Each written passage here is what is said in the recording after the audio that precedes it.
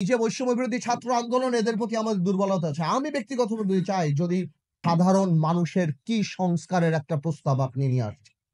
আজকে ২৮ লক্ষ মানুষ চাকরি হারিয়েছে বাংলাদেশে। কই তার সংস্কারের তো কোনো কথা বলে নাই। আজকে ব্যবসায়ীরা হাহাকার করতেছে। এনবিআর দিয়ে এবং বিভিন্ন সংস্থা দিয়ে তাদেরকে শেষ করে ফেলাচ্ছে।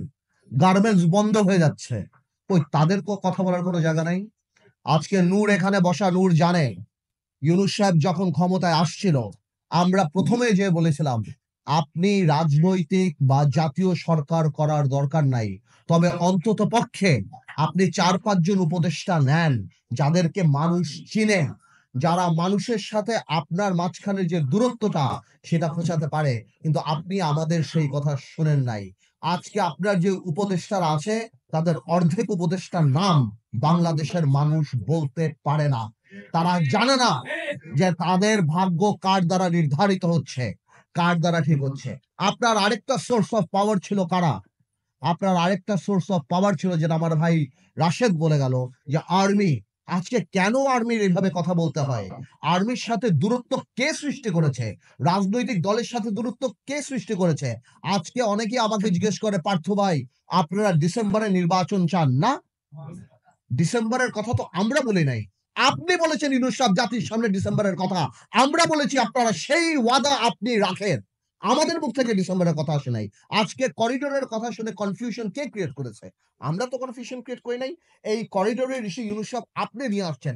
আজকে কষ্ট লাগে। আজকে কষ্ট লাগে। আপনার প্রেস সচিব বলে নির্বাচন কবে? জানুয়ারিতে হতে পারে, ফেব্রুয়ারিতে হতে পারে, মার্চে হতে পারে, এপ্রিলে হতে পারে। এটা কোন ধরনের কথা? আপনি জাতিকে কি একটা লটারির মধ্যে ফেলে দিবেন? যে আজকে আপনার আপনি বলছেন আপনি সংস্কার করবেন।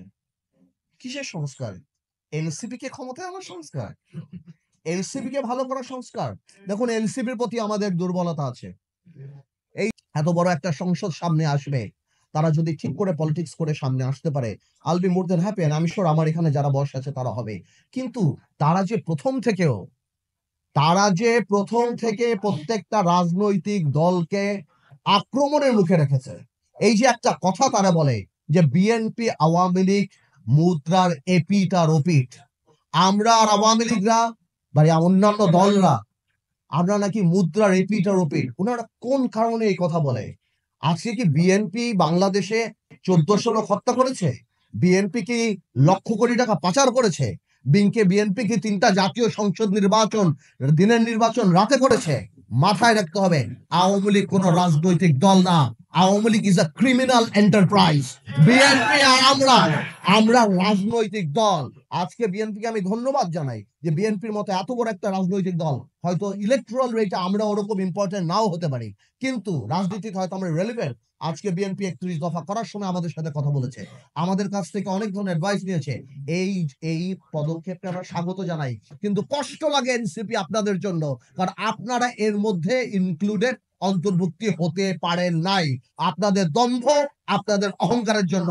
মনে রাখবেন, সরকার চালানো আর সরকার নামানো এক জিনিস না।